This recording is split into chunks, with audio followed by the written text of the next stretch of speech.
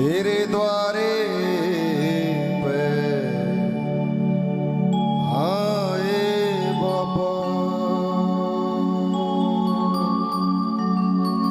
जो मैंने पाया वो किसने पाया बाबा, मेरे जो तेरा में मैंने दागूट था मांगा पानी, तने जी भर के अमृत पिलाया बाबा।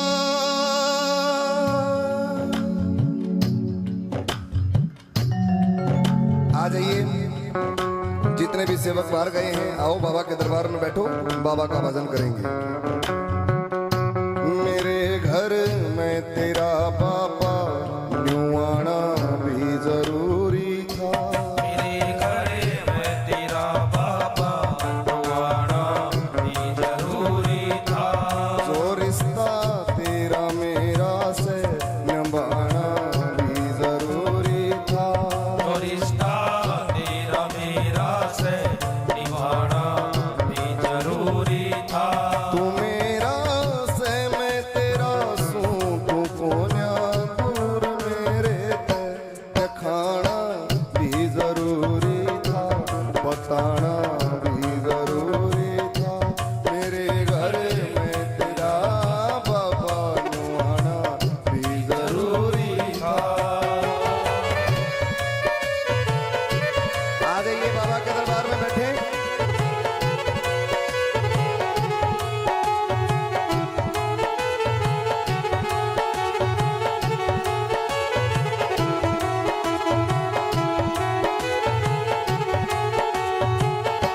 तेरे दिन याद से वो भी मेरा जब हाल माड़ा था, मेरे दिन याद से वो भी मेरा जब हाल माड़ा था, भगत के हाथ ते तन्ने मेरे जब आया जाड़ा था, भगत के हाथ के तन्ने मेरे जब आया जाड़ा था।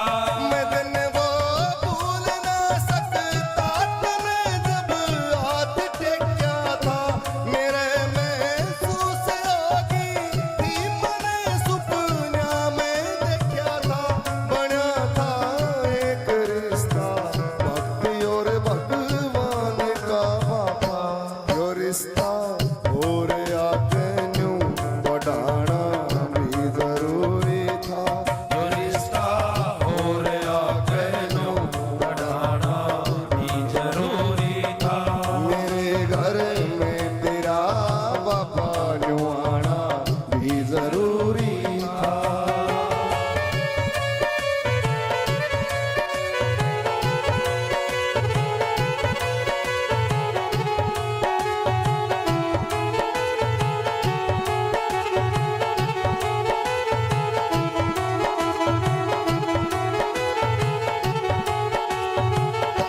ना बदला तू मेरे बाबा, ना बदले दास यो तेरा, ना बदला तू मेरे बाबा न बदले दास यो तेरा, मेरे हृदय में हरदम ही रहे प्रकाश यो तेरा, मेरे हृदय में हरदम ही रहे प्रकाश यो तेरा, तेरे दर्शन से मेरी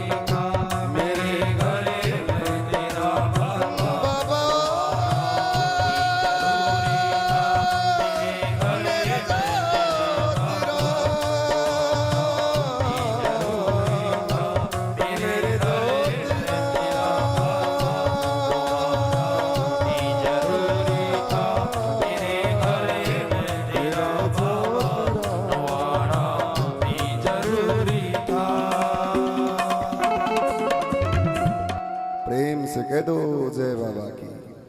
मेरे घर में तेरा बाबा आना भी जरूरी था। यदि आप नहीं आते तो इस भगत का संकट कौन काटता? यदि आप नहीं आते तो इस भगत का जीवन कैसे सुधरता? मेरे ज्योतिराम जी, आपका तो नाम ही अनमोल है। आपका नाम जिसने लिया है उस इंसान का सब दुख दर्द दूर हुआ है। बाबा के चरणों में आने वाला हर सेवक ज्योतिराम जी से एक ही तो प्रार्थना करता है, बाबा मेरे दुख की घड़ी में ओ बाबा तू हरदम रखिए ध्यान मेरा। ज्योतिराम जी का और भक्तों का रिश्ता भगत और भगवान का नहीं है। भगत के लिए भगवान भी दूर होता है क्योंकि उसके लिए भक्ति करनी पड़ती है, और भक्ति करना सबके बस की बात नहीं होती। भक्ति आसान नहीं है। हम जैसे जो तुच्छ सेवक हैं हम तो सेवा करते हैं भगत जी, हमारे बस की भक्ति नहीं है। भगत तो वो हुए जो ऊपर बैठे, हनुमान जी जिसने राम जी की भक्ति करी। भगत तो वो थे ध्रुव जैसे, प्रहलाद जैसे, जिनके कारण भगवान ने स्वयं नरसिंह अवतार लिया। भगत तो मीराबाई थी जो भगवान की फोटो में समा गई। लोगों ने नुबेरा भी कोना मीराबाई कर गई कर। जो राजा की बेटी, राजा की पत्नी होते हुए जिसने सारा जीवन फकीरी में काट दिया। भगत तो वो थे। भगत तो सुदामा जैसे थे जिसने भगवान का मित्र होते हुए भी उसने कभी भगवान से मांगा नहीं, और जब मांगने गया जब भी मुंह नहीं पाटा। भगत तो वो लोग थे। हम लोग भगत नहीं है, हम भिखारी हैं। एक भी आदमी ऐसा बता दो जो भगवान के दरबार में जाके और 10 रुपये चढ़ा कर न्यू ना कहता हो बाबा हमारी भैंस का थन गया, देखिए हमारी भैंस ने देखिए, बाबा मेरे छोरे का ब्याह ना होता, बाबा हमारी दुकान ना चल। हमें से हर आदमी किसी भी भगवान के चरणा माथा टेक ले, मांगने जाएंगे बिना मांगे जाएंगे। फकीर हैं हम तो, भिखारी हैं। लेकिन जो भगत होते हैं, भगत लोग मांगते नहीं हैं। मैं आपको बताऊं लोगों, झूठ की बात नहीं है, मैं अपने आप को भगत नहीं कहता। मैं तो एक उदाहरण दे रहा हूं आप लोगों को। 25 साल का रिश्ता ज्योतिराम जी के साथ हमारा है। 25 साल पहले ज्योतिराम जी का कोई भजन लिखा था और एक भजन लिखने लग गया था। पूरी रात में कथा लिख दी थी बाबा की। बाबा से इतना प्रेम हो गया, इतना लगाव हो गया एक रात में ही। 25 साल के दौरान ज्योतिराम जी से आज तक कुछ भी नहीं मांगा, कुछ भी। 25 साल से बाबा का भजन कर रहे हैं। मेरे घर में ज्योतिराम जी की सुबह से लेकर शाम तक ज्योत जगती है, परंतु आज तक मैंने अपने बाबा से न्यू नहीं किया, बाबा देखिए मैं दुखी हूं, तू मेरा साथ, तू मेरा यो काम कर दे, मेरी यह काम साथ दे। कभी नहीं कहा। मैं बाबा से एक बात कहता हूं, मेरे देव तू मेरे घर में बैठा है, यो घर मेरा नहीं तेरा है। तू मेरा बाप है, तू मेरी माँ है, तू मेरा दादा परदादा सब कुछ है। मैंने तेरे को अपना सब कुछ मान लिया मेरे ज्योतिराम जी। ये घर तेरे अनुसार चलेगा, मेरे अनुसार नहीं चलेगा। और जब मन नहीं मांगना पड़ेगा तो तेरा बैठेगा क्या फायदा होया। तू देख मैं दुखी क्यों हूं, तू देख मेरे तई क्या करना है, तू देख आगे क्या होना चाहिए, क्या करना चाहिए। मैं नहीं मांगूंगा साहब, मैं अपने बाबा से कभी कुछ नहीं मांगता।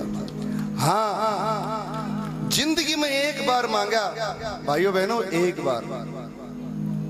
आज से 24 लग रहा है, 7-8 साल पहले मेरा एक भाई था, मुंह बोली माँ है मेरी जयपुर में। 2 भाई बहन थे, उसके 2 बच्चे थे। बड़े लड़के का नाम कवित था और छोटी गुड़िया है, उसका नाम विनीता है। और भगवान ने ऐसा काम कर दिया, 26 साल की उम्र में वो लड़का एक्सीडेंट हो गया। एक्सीडेंट में वो एक्सपायर हो गया। अब उस माँ की हालत देखो, जिसके 2 ही बच्चे और बेटा 26 साल का, जिसका मई में एक्सीडेंट होकर एक्सपायर हो गया, नवंबर में जिसका ब्याह टेक रखा। अंदाजा लगा उस माँ के दिल पे, उस बाप के दिल पे क्या गुजरी होगी।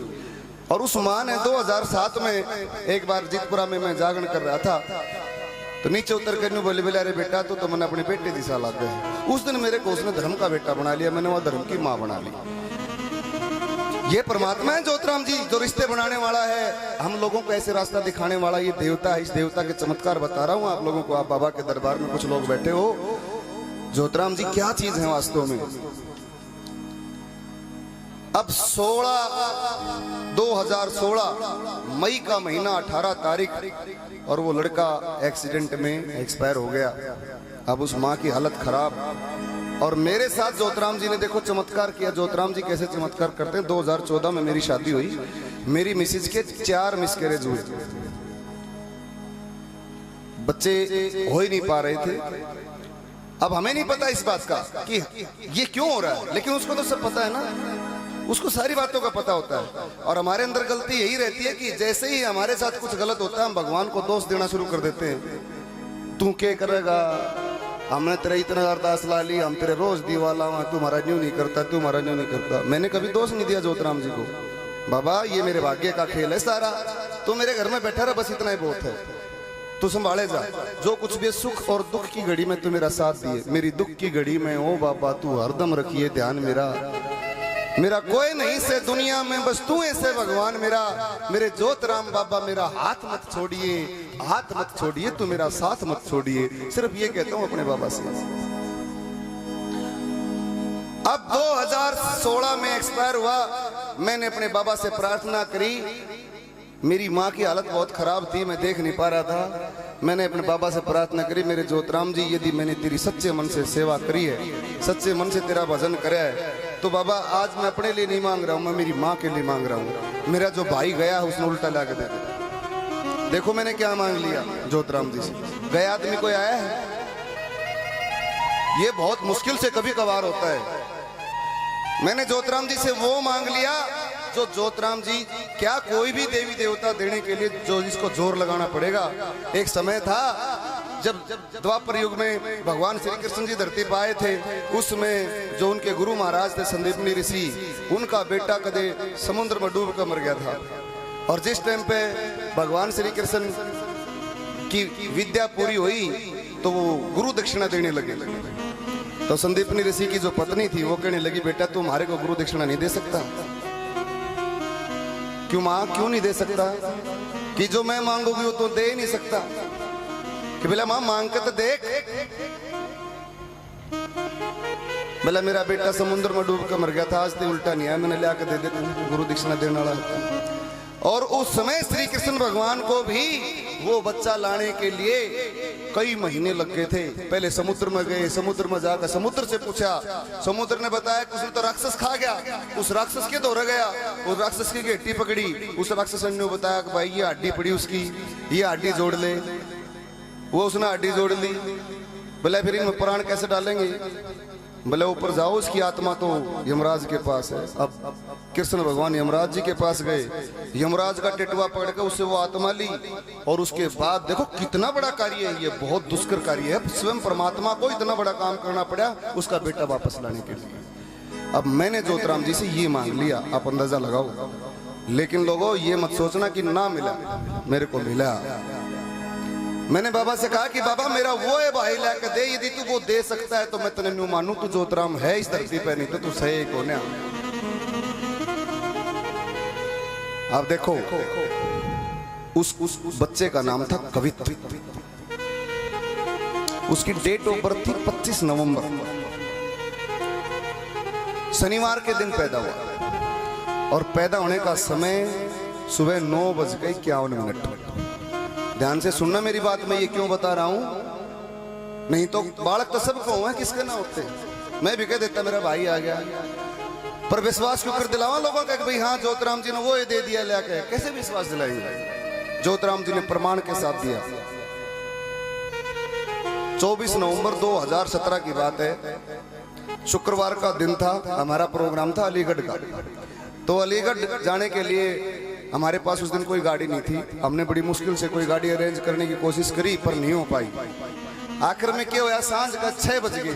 अब दिल्ली से अलीगढ़ जाना कम से कम भी 5 घंटे का रास्ता है। यदि हम उस समय चलते तो रात को 12 बजे पहुंचते, और गाड़ी मिली भी नहीं कोई भी।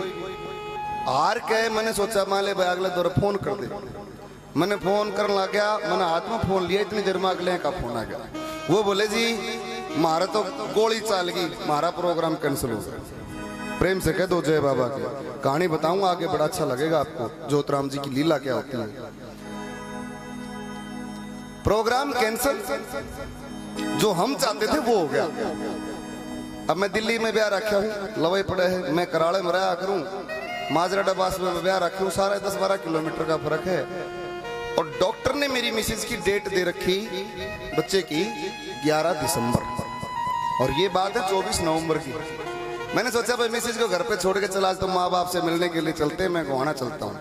मेरे पास एक छोटी सी गाड़ी थी पोलो में, उसमें बैठ के अपनी मिसेज को तो मैंने छोड़ दिया उसके घर और मैं चला गया। अब रात को ठीक 12 बजे कॉल आती है मेरे पास, मेरे साले की, बिला जी आप वापस आ जाओ, और हमने ऐसे इस तरह से मैडम आशिमा को एडमिट करवा दिया है, आप आ जाओ। अब मेरे को तब तक दिमाग में ये बात नहीं कि कल 25 नवंबर है, मेरे को नहीं पता था। और देखो वो लोग जयपुर से चल पड़े रात को 24 नवंबर को, उनको किसी ने नहीं बताया कि भाई कल 25 नवंबर है। ज्योतराम जी की लीला देखो, वो रात को 24 तारीख को वहां से जयपुर से चल पड़े दिल्ली के लिए, वो माँ और वो मेरे पिताजी और वो मेरी बहन। अब आया सावित्री हॉस्पिटल है गंजावला में, वहां एडमिट करवा रखा।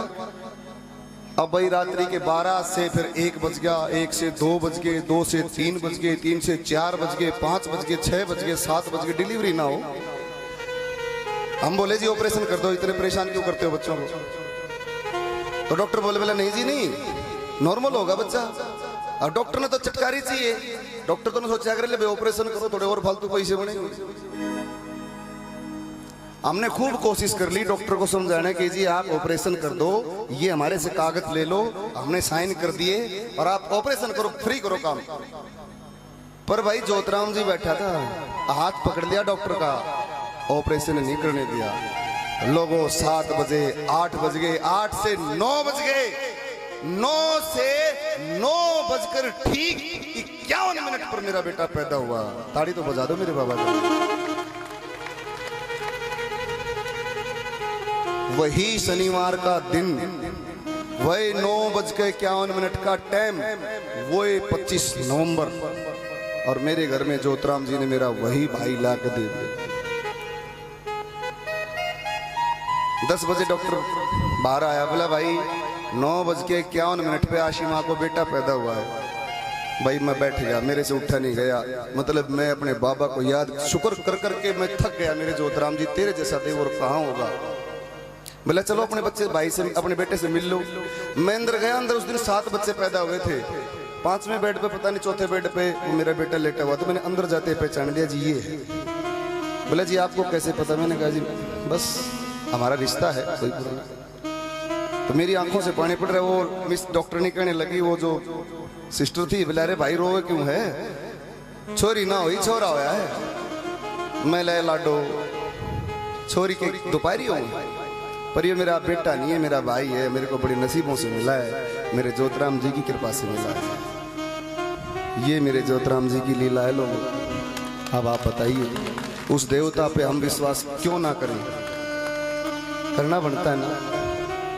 मैं अपने बाबा को एक ही बात कहता हूँ, मेरे देव मैंने कुछ भी नहीं चाहिए, ना धन चाहिए ना दौलत चाहिए, कितने कष्ट में घेर दे मैंने कोई दुख नहीं है, बस कष्ट में मेरे धोरे खिला रही है। मेरा न्यू रहना चाहिए कि हाँ मेरा बाबा मेरे धोरे है, मेरा कुछ नहीं बिगड़ेगा।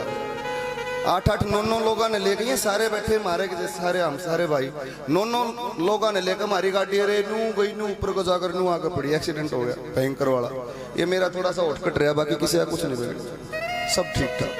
अभी पीछे भी मार्च में भी 17 तारीख को हम बोली प्रोग्राम था मेरा, सुबह सुबह प्रोग्राम करके मैं निकला, करेटा गाड़ी थी, मैं था, मेरा रिश्तेदार था, दोनों एक्सीडेंट हो गए, भयंकर एक्सीडेंट हुआ हमारा, हमारी गाड़ी बिल्कुल खत्म हो गई। लेकिन मैं साबत खड़ा हूँ, तारा के बताओ कुछ फूल की भी आ रही हो तो ये ज्योतराम जी की कृपा है और कुछ नहीं है, उसके नाम पर चलते हैं, इसलिए वो देवता कभी कुछ बिगड़ने नहीं देता है। ये मेरा बाबा है, इसलिए मैं अपने बाबा पर इतना विश्वास करता हूं जितना मैं खुद के ऊपर भी नहीं करता। मैं उसको अपनी माँ मानता हूं, माँ से ज्यादा प्यार करने वाला है, बाप से ज्यादा जिम्मेदार है वो। आप भूल जाओगे, हम भूल जाएंगे बाबा की सेवा करना, दीवा लाना, लेकिन वो नहीं भूलता समय पर अपने बच्चे का साथ देना। ये ज्योतराम जी है,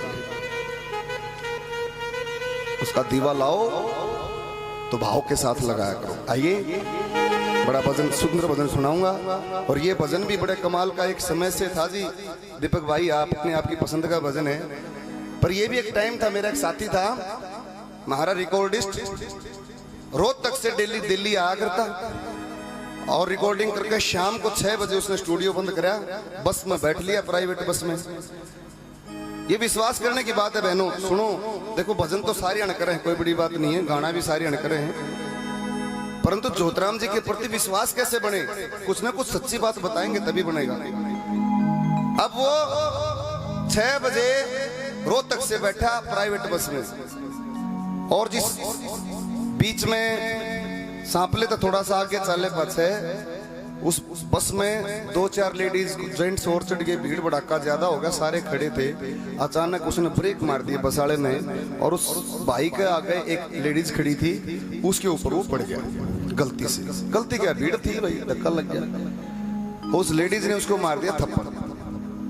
वो बोले बोला के बिजली पड़ गई, बोले ब्रेक मार दी मैं पड़ गया, गलती होगी बहन। बोले अच्छा बिजली पड़ गई, मैं बताऊंगी 1.5 दिन। वो किते उसके जो जेठ जी थे वो एसपी थे, उसने अपने जेठ जी को फोन करा सीधा। अब जेठ जी ने सीधा बहादुरगढ़ थाने में फोन करा, और थाने में तो पुलिस आ गई, वापस डटवा ली, वो तले तार लिया, बस चली गई, ड्राइवर चले, सब चले गए, वो पकड़ लिया, थाने में घेर दिया। नो बोले जी, और उसके साथ 2 छोटी बच्ची थी। उन्होंने केस क्या बनाया, पोस्को का जो एक्ट होता है ना, उसका केस बना दिया, भाई छोटे बच्चे को छेड़ने का केस बना दिया उसके ऊपर। यानी कि जिंदगी में 7 साल की सजा तो थी उस बंदे की। अब मैंने बहुत रिक्वेस्ट करी, मेरे को बुला लिया उसने, पर मानने नहीं हुआ। आखिर में मैंने ज्योतिराम जी से कहा, माँ बाबा मांगू तो क्या मांगू, मांगने की तो चीज मैं आपसे मांगता कभी हूं नहीं, आप देखते हो दुख दर्द देख लो कितना है, पर मेरा भाई है, मेरा साथी है, इसका थोड़ा साथ दो आप सज्जनों। देखो अंदाजा लगाओ, कुछ दिन की मेहनत के बाद वो भाई का केस फ्री हो गया, और उसके बाद एकदम से फ्री होके और उसको मैं घर छोड़ आया। जब उसको छोड़ के वापस आने लगा ना, तब मैंने ये भजन बनाया था, और मैं बैठा बैठा गाड़ी में गुनगुना रहा था इस भजन को, और वहां बैठे बैठे ये भजन लिखा। बड़ा सुंदर भजन है, सुना रहा हूँ, हमारे भाई की फरमाइश है। एक बार सब ताली बजा दो मेरे बाबा ज्योतिराम। बोलिए ज्योतिराम जी महाराज की।